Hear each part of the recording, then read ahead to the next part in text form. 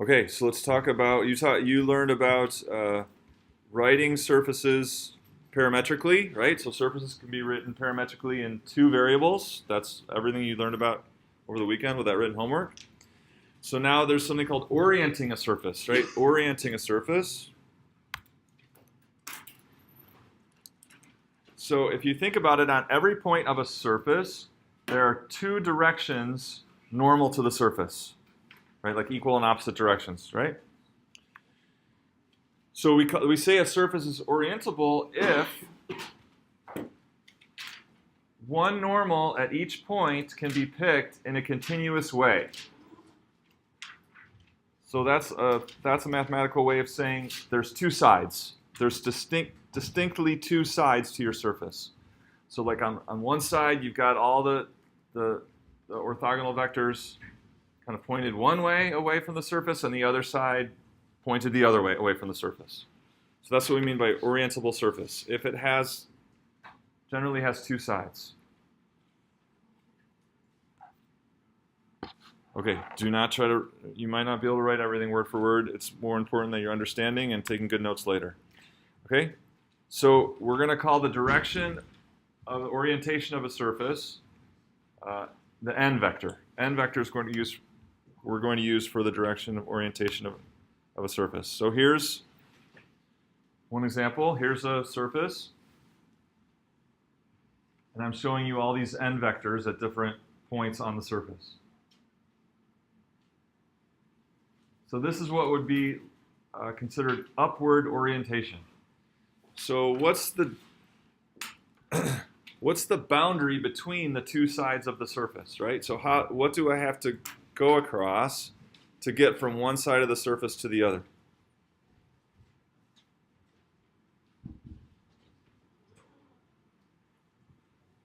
Yeah.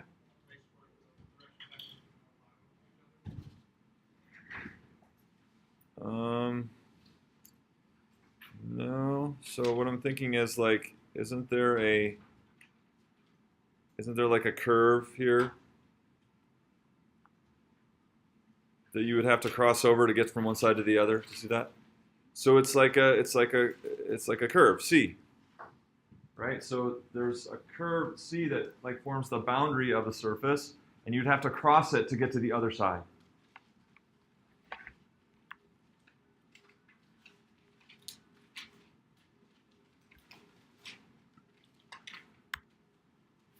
So this is what we call an open surface. Okay, an open surface has a boundary C that separates the two sides of the surface.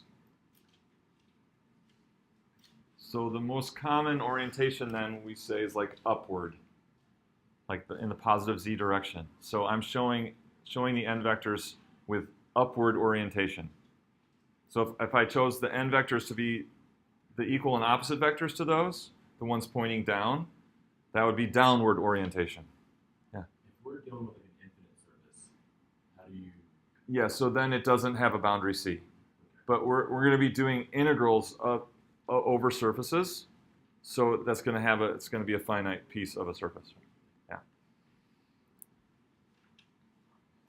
Okay, so this is open.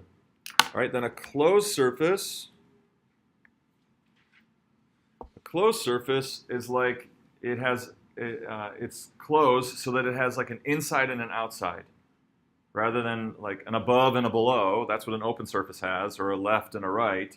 A closed surface has an inside and an outside. So here's an example of that. So this is like a plane and maybe part of a paraboloid or something like that. Forms this closed surface. And so then your orientation is either inward or inside or outside. No, it's inward or outward, I should say.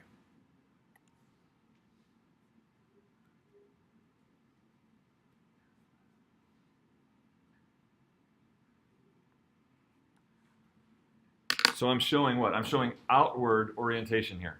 And that's typically the convention for positive orientation of a closed surface is outward, right? So all the vectors are orthogonal to the surface and pointing out away from the shell. Inward orientation would be all the opposite directions of those vectors, pointing in toward the middle. So those are two kinds of surfaces, open and closed. And both those types, both of what I'm showing there have two sides, right? Either kind of like top and bottom or left and right or outside and inside. Yeah. Would you say that open surfaces are normally like planes and curves, while closed are normally like arch shapes like ellipsoids or paraboloids? No, because if I took this plane off, that'd be a part of a paraboloid. That'd be open then.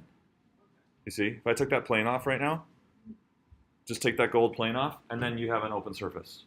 So you can make closed, you can have open or closed surfaces out of any of the surfaces that we know. Yep, and even them can be a piece of them can be open. You can combine different ones to be closed. A sphere just on it by itself is a closed surface, right? A sphere by itself is closed. Okay. So these are examples of orientable surfaces. So what's a non-orientable surface? It's like where you can't, when you try to assign the n vectors and you get an ambiguity, right, in the direction of n. So like you've seen a Mobius strip. You take a piece of paper and give it a half twist and then join it back together. So look what happens here. If I said this was the orientation n and I trace this around, so I'm going to come this way.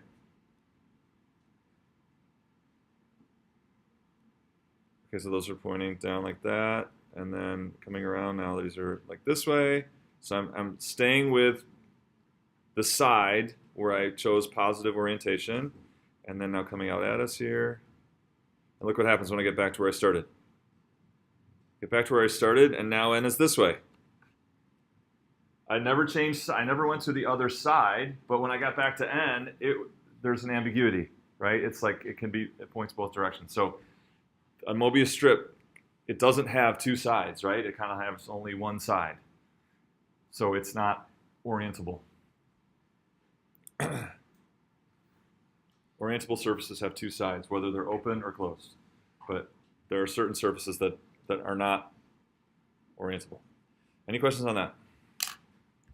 So we care about the orientable, so we're not going to try to do integrals of Mobius strips. Okay, so flux.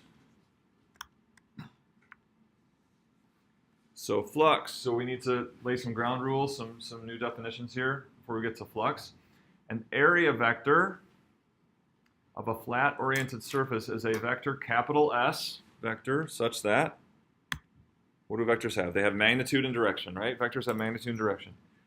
The magnitude of the area vector is the area of the surface.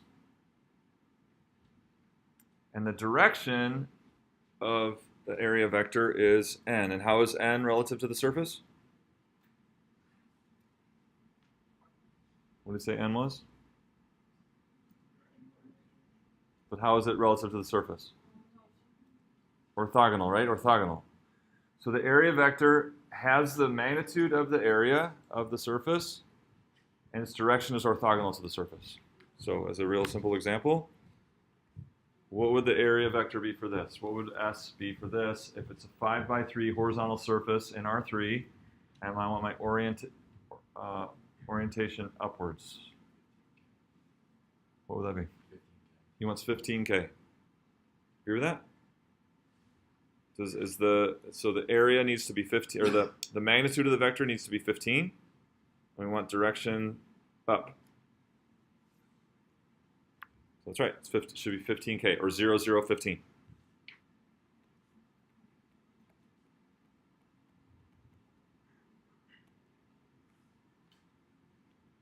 Does it make sense? Does that make sense?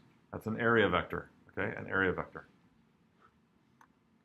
So flux is the rate of flow of some vector field through some surface S.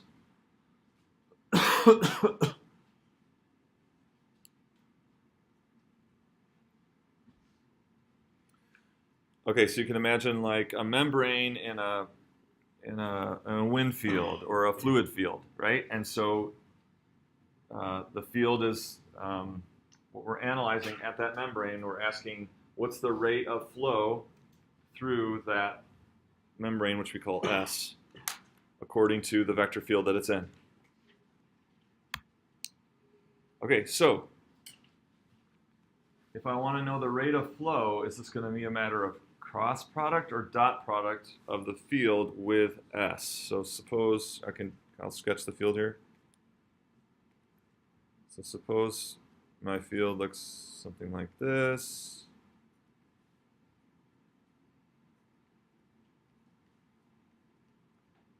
Okay, and then maybe at the point that I'm showing here, it's like this.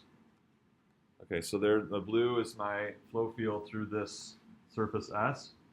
So I'm going dot product or cross product with S, the vector S, if I want the rate of flow through that. So is the rate of flow through that, do we care about parallel to that or perpendicular to that? We want the rate of flow.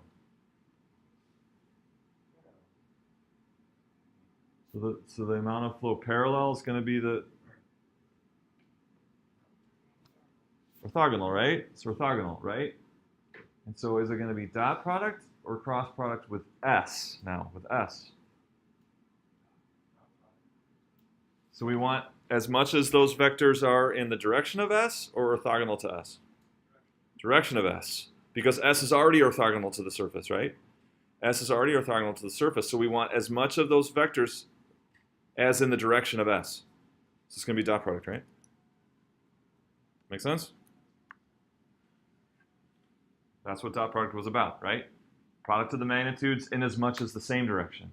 So if we just want the flow through that thing, we want the components of those vectors in the direction of S, because S is already orthogonal to the surface. So that's flux. That's our general formula for flux.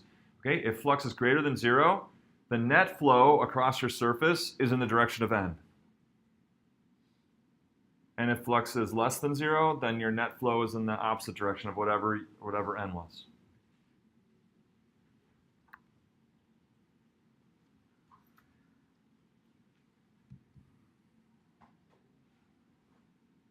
Okay, so vector field, right? Vector field. Area vector, right? Area vector for a surface, for a flat surface. Dot them together, you get the flow rate of that field through that surface. Okay, so water flows through a 3 centimeters, flows at 3 centimeters per second through a circular pipe with a radius of 2 centimeters. Find the flux through an elliptical region and angled at theta radians to the flow. So here's a direction example of that.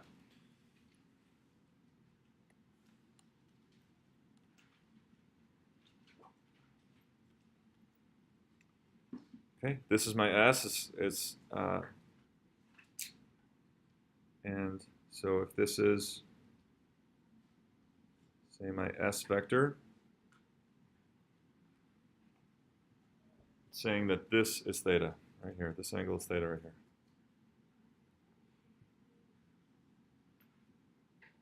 So we want to find the flux through that elliptical region with n angled at theta to the flow, right? So this is my n is in the same direction as S, right? So this is n, also S, angled at theta to the flow. So flux is F dot S. We're going to do F dot S.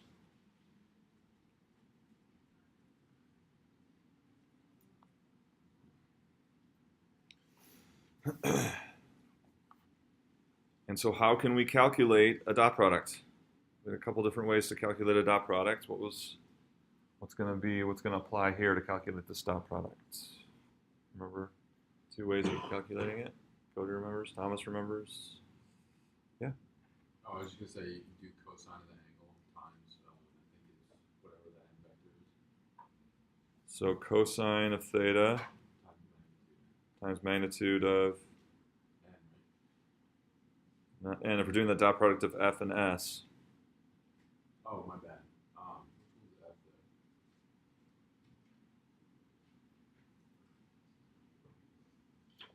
So remember, dot product is product of the magnitudes in as much as they're the same direction. So product of the magnitudes. So we're going to do the magnitude of F, magnitude of S, cosine theta. All right, magnitude of f is easy. What's that? 3. That's our 3. All right, so what's the magnitude of s? Well, the magnitude of s is what about the situation?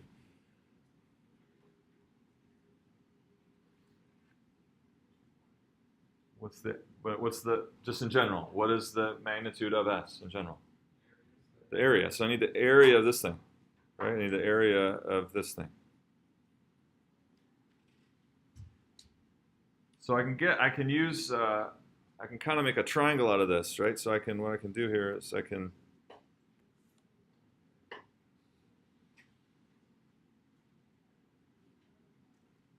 can draw the vertical slice, and then do you see that this angle up here between the elliptical slice and the vertical slice would be theta? Do you see that? If I just rotated everything 90 degrees, that'd be that angle theta. So then I can write that area of that thing using kind of a right triangle there. So I can say this side is like the area of S, and this side would be what? Would be just the area of a perpendicular cross section, which would be what? Pi times pi r squared. So then I could use, what will I use, cosine or sine here? Cosine. So area of S, cosine theta equals what? So I'm just using a right triangle trig, but the sides of this triangle are like these areas. You see that?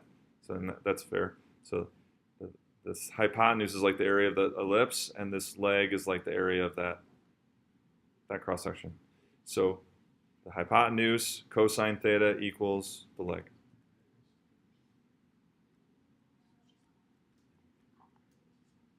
So what did I want this, right? I want this, which is going to be pi times 2 squared over cosine theta. That was just the area of the ellipse. And then the dot product is then times another cosine theta. So what happens? They go away, cosines go away. Which means the angle doesn't matter, right? The angle doesn't matter. How that ellipse is angled doesn't matter. Why doesn't it matter? Because when the area is smaller like this, you get all of the flow is perpendicular to it. And when it's way down shallow like this, yeah, you get a much bigger area, but the area relative to perpendicular to the flow, or the direction of flow, is still the same. So the angle, how that thing is angled, doesn't matter. So the flux is 12 pi. And what are the units on that? Units on F are centimeters per second. Units on area, centimeters squared, therefore. Right, so and that makes sense because it's like volume flow rate, right? Like volume flow rate, centimeters cubed per second. Centimeters per second times centimeters squared. Yes, please.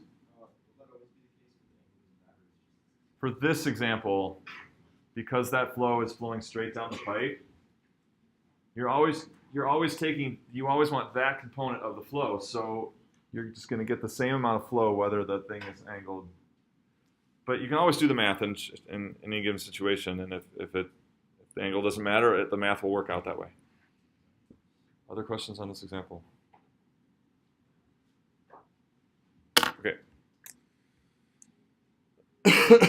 But this is easy. Why? Because you have a constant flow. The flow is the same everywhere, and I have a flat surface, right? So this gets more complicated for different situations here where we let things not be constant, all right? So let's take a look at that.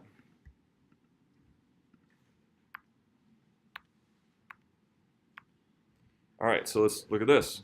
So I've got the surface x equals 1 for y from 0 to 4 and z from 0 to 2 through this field, y minus 1, z, comma 0.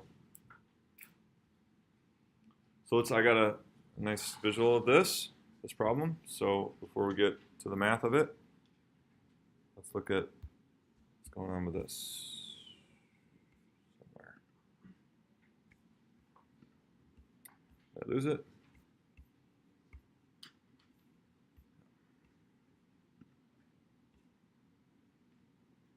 This one. Here we go. So here's that piece of that plane x equals 1. And I'm showing it in this field. What was the field again?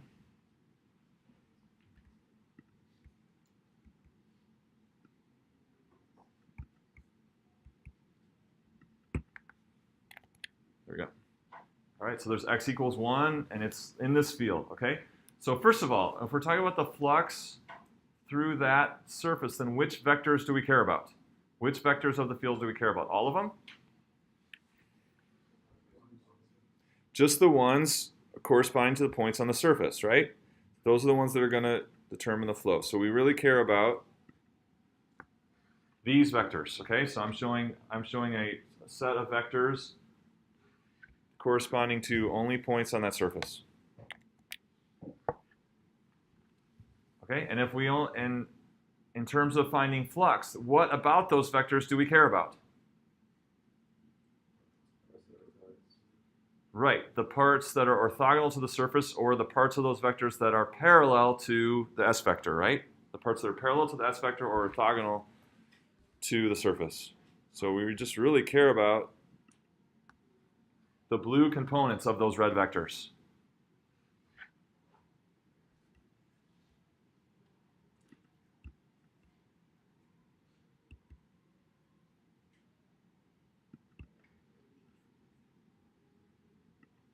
So these are the components of the vectors of the field for the points on the surface orthogonal to the surface, right? It's those components of those vectors on the surface. So if I say that the orientation is in the positive x direction, right? The orientation for this open surface is in the positive x direction, then what do we expect for the flux?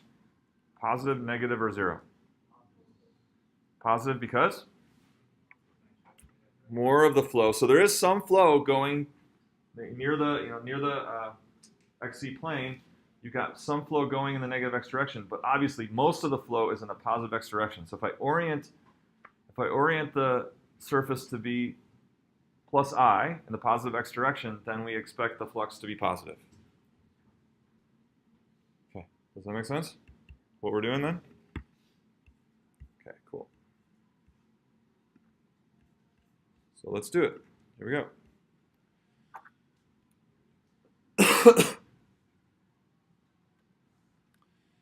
So I've got the flux is f dot s, right?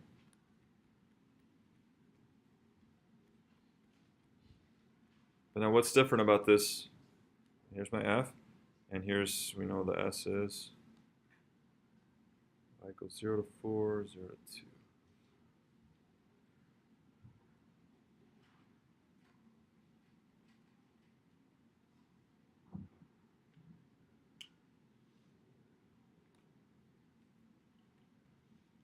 So what's different about this example than the previous example?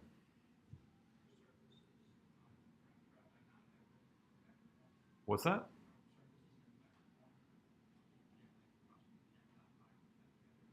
Okay, the problem is not the surface. This is as easy as surfaces get.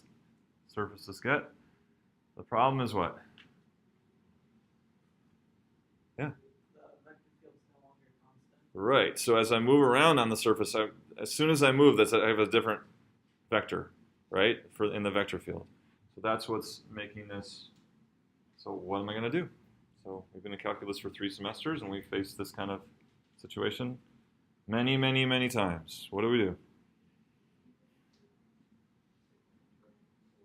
Before that, so what's integral about, right? So,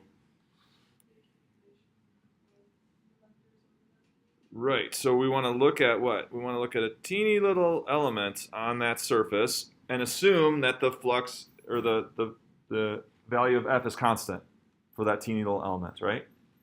And then integration means what? Accumulating all the different amounts of flux over all the elements. All right, so over that little element, we know it's so we're gonna it's not gonna be it's gonna be an area vector, but rather than use S vector, we're gonna use what? Since it's a little element, we're gonna use ds, right? So it's gonna be it's still an area vector. It's just a little one, right? It's just a little one. Okay, and so vectors have, can you write what ds is? Remember, vectors have magnitude and direction. They have magnitude and direction. So can you write out what that vector is?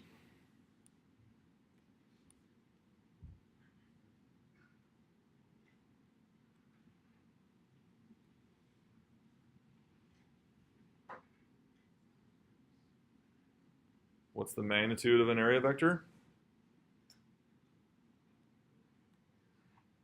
I'll give you a hint. It's an area vector. What's the magnitude of it? The area, right? The area, okay. And the direction? N, orthogonal to the little flat surface. So, anyone think they got it? What will this vector be? Its magnitude will be the area of that thing, and its direction will be in the direction of n, and we're going to say forward orientation, right? Positive x orientation. Daniel, think you can do it? 1 dy dz. Okay, so that won't have the right magnitude. So what is the area of that thing? So yeah, you got the right idea. But what is the area of that? The area is dy dz. So we got that. So that's going to be the magnitude of that vector. And what's the direction of that vector? Positive x. So what will the y and z components be? 0. So then our x component is dy dz.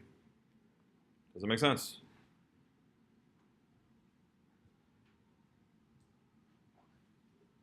So the little area is dy dz, and it has to be pointed in the positive x direction. So it'll be dy dz 0, 0.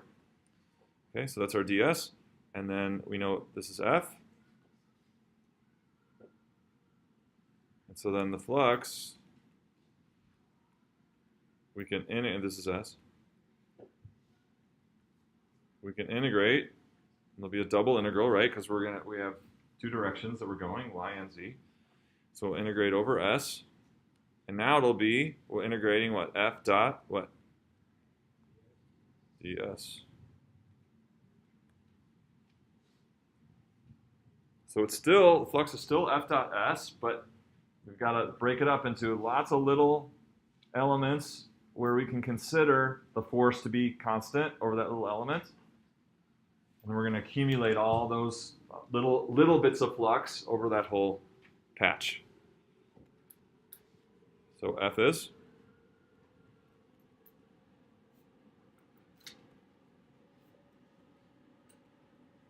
And our ds, we got dy, dz.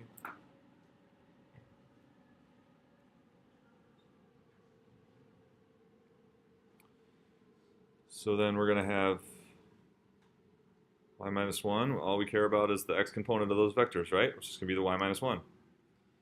dy dz. Y will go from 0 to 4. Z goes from 0 to 2. And if you do the math, that's the super easy integral. You get 8. And what did we say? Does that agree with what would we predict?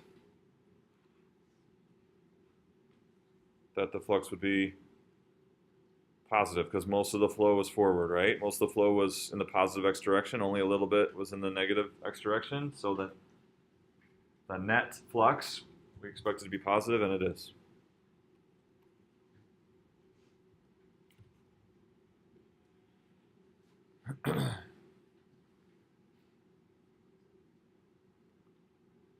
Okay, but this still isn't the most general case. Why not?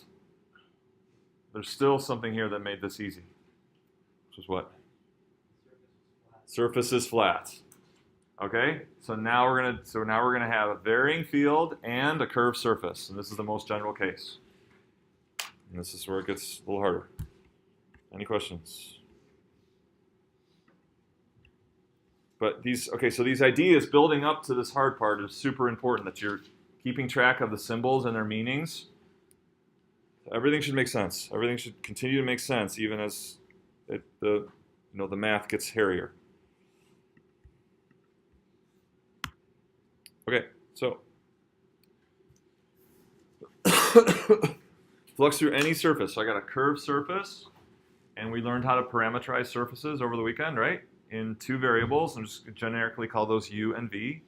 So I've got this surface R, parameterized u and v, and some curved surface in R3.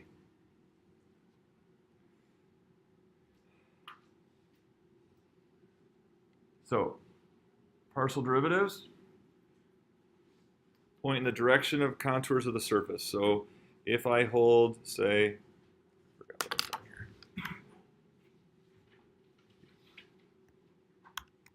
so if I hold v constant and look at, so if I hold v constant, say at this point, I'm interested in this point right here, hold v constant, and then here's the trace I get for changing u, right? Here's the trace I get for changing u. And so then the partial of the surface with respect to u is going to give me what, like slope of that contour in that direction of u, holding v constant. And then holding u constant would be like this trace of the surface. And then the partial with respect to v would then give me what? A parallel vector or tangent vector to that trace at that point. Remember that, so holding one constant gives me like a curve in space, right? That's a contour on the surface. Take the derivative of a vector function of one variable, and you get what? The vectors that are parallel to the curve or tangent to the curve. So that's going to be important.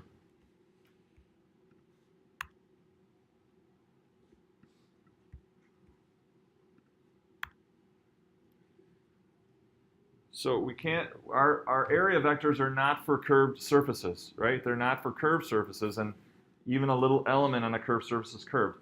So what I need is something that kind of approximates, a flat surface that approximates a little like curved rectangle. So what is a flat surface that's going to approximate a curved rectangle?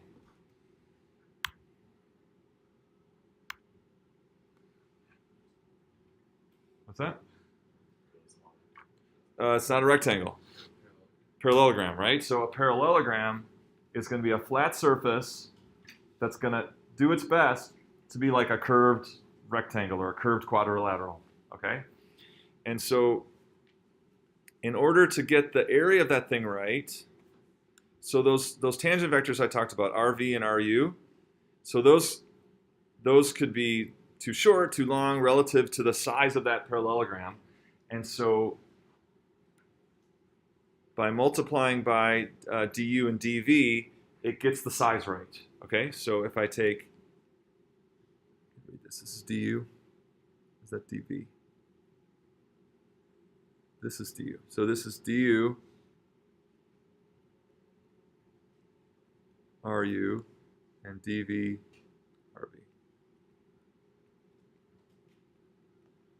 Okay, so just the RU and the RV are the right direction. They're tangent to those traces and along this parallelogram. But it's when we multiply by du and dv that we get the size right. So the size now will mimic or try to be like that little curved surface in blue, the little curved element in blue. All right, so du, RU, and dv, RV are scaled to the size of the blue element. So now we've got a flat surface, and we need the point or the area vector for that the little pink surface or red. Okay, so how am I going to get the area vector for that? So we need magnitude and direction of the vector, the area vector for that little pink parallelogram. Let me get that. Yeah. Oh, I was just going to say, cross product of the two vectors you have there, and then multiply by the area, which is the Okay, right. So the cross product is going to give us a vector orthogonal. And then what gets us the area? So it's a parallelogram, not a rectangle. So what gets us the area of that thing? Do you remember? So early in the course, we did an area of a parallelogram. Remember what that was?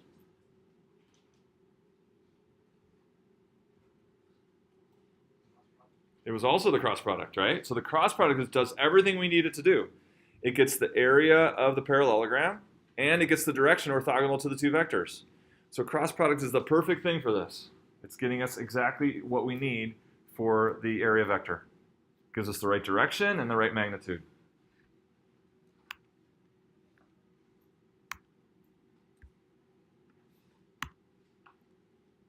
Okay, so the area of the red parallelogram is the cross product. So that's the area itself is the magnitude of the cross product. And we can bring that dv. If you did the math, you could show that the du and dv could come out and just multiply as a scalar. So it's the cross product of those two first derivatives times du dv. And so that's ds, right? So this is the magnitude of the area vector, just the magnitude. And it's just a little piece of a big area, so we call it ds. So this is just the area only, right? It's not the area vector, it's the area only. Okay, so now we're on this journey about kind of generalizing flux, but we can kind of take this little side trip and say, what if we just integrated that? We don't care about flux. We just integrated that. What would we get? If we did the double integral over S of all of the little ones of these, what would that give us? Area of the surface, right? Okay, so we can just note that here along the way here, along the way of deriving flux, we derived surface area. So what would that be? That would be the double integral over S of all the little ds's, which is what I said. So it's the cross product of the magnitude of the cross product of the first derivatives times du, dv, whatever your, so this is dependent on how you parameterize your surface like you did over the weekend in your homework. So we're not gonna do a lot of these in class, but you'll have some in the web work, and so this is what you're gonna use, right? So you're gonna orient your surface. You're gonna parameterize your surface with u and v, whether that's phi and theta, or x and y, or r and y, or something like that. And then you've got your parameterization of your surface from which you can get ru and rv, do the cross product, and you can do it. And you got a double integral. So it's a matter of what? Parameterizing the surface and whatever your u and v are, and then following that formula, which is basically summing up all the little areas. Okay? All right. So then, back talking about flux. So our point area vector then is, it's going to be that little area then times the n vector. So n is our direction, ds is our magnitude, so that gives us, or we should say not point area, but element area vector. I'll make it, so I'm going to get red because it's what we're talking about. The element is the red thing.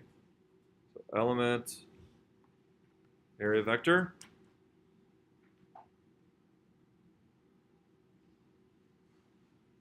So this is just like what we talked about at the beginning of class, but it's just a small version of it for a curved surface. Right? Taking a little flat parallelogram, take the area of that parallelogram as a scalar on your n, and that gives you the area vector, but just for a small parallelogram.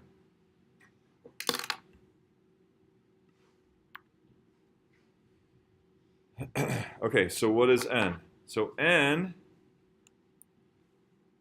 is going to be the normalized version of the cross product, right? So the cross product of those two vectors is going to be orthogonal to both, and n is going to be the unit vector, right? N is the unit vector, so that's our n. And then our ds, which we found up here, is just the magnitude of Ru cross Rv, du dv. So what happens? See what happens?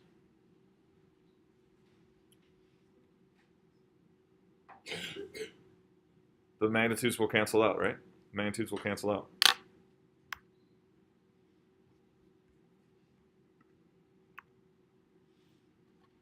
And so then our element area vector then just becomes the cross product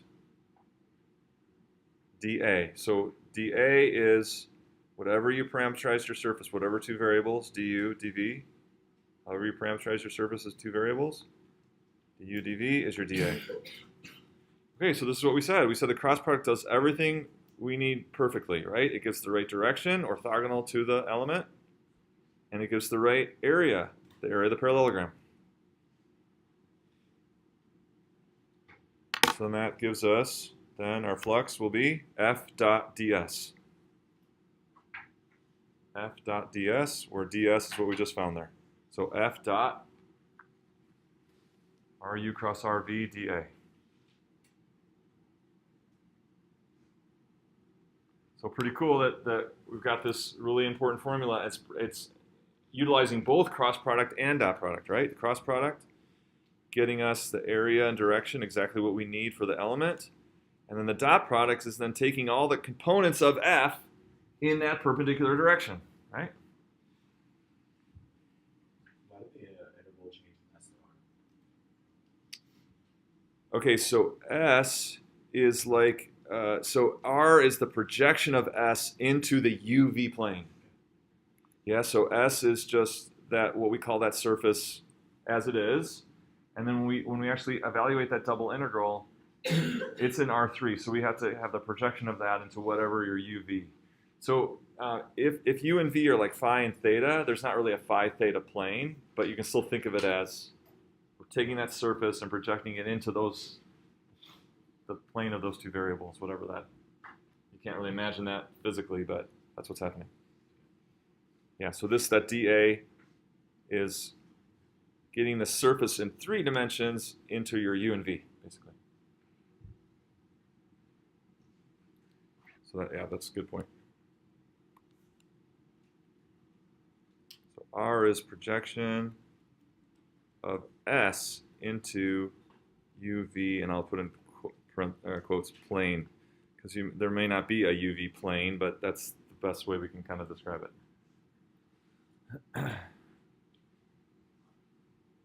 But if U and V are X and Y, then that makes perfect sense. It's just going to be that surface projected right into XY or YZ, whatever.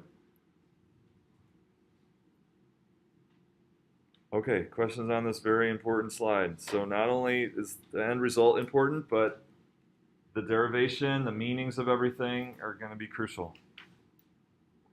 So it wasn't all about the punchline. The process was just as important. Yes, sir?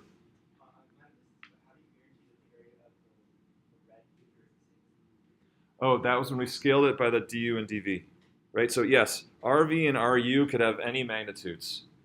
But then when you scale by this one by dv and this one by du, that's what does it. And maybe not when things are big, but then when things get smaller, then it does it. Other questions? Yes, please.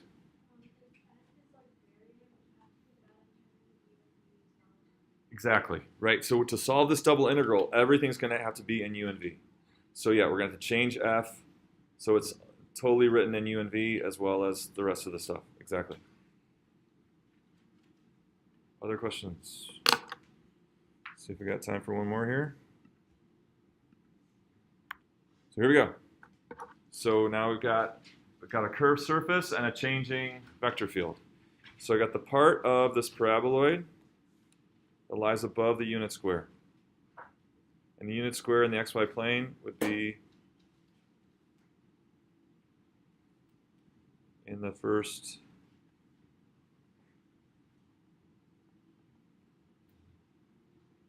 it'd be like this square here in the first quadrant of xy plane.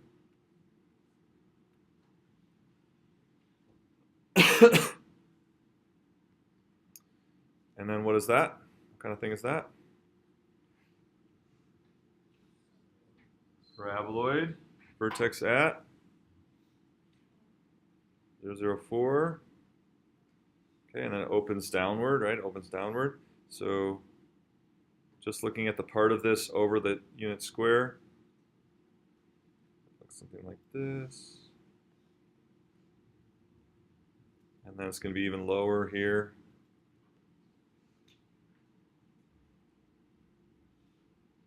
Like that.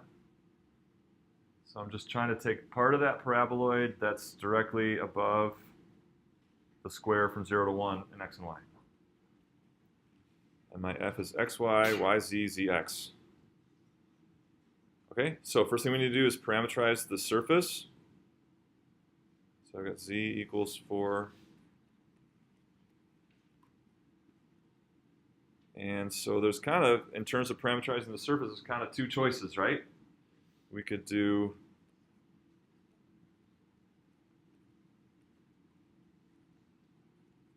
what are my two natural choices for this paraboloid? In terms of the two variables that I pick to parameterize that. X and y would be a natural choice. What else? What's that? R and Z. R and theta. Something polar-ish, right? Something polar-ish. Okay. So then the question is, what will be better? So let's put that question on hold for just a second. So to do the flux, we're going to have what? Flux is integral over S of F dot RU cross RV ds. So we're going to need, so before we rewrite this vector field, let's do what we have to decide, because now we're going to find the cross product of RU and RV, so we're going to have to decide what's going to be better. Shoot, out of time. So what's going to be better, xy or r theta? Looking forward here to solving this double integral. xy? How come?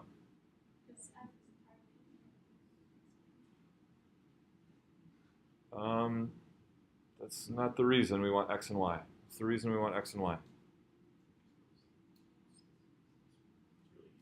Why is it really easy? Because you just plug in for z, like 4 minus x squared minus y. It's not the reason we want x and y. When I think about solving this integral, yeah. Theta is not a vector. Is it because it's the unit square? Yeah, think about the limits of integration. That's really what we want, is to make it easy when we get to the limits of integration. And this is going to be what? If we do x and y, we'll have 0 to 1, 0 to 1. So that's the reason why we want to pick x and y. We'll have to put it on hold until next time.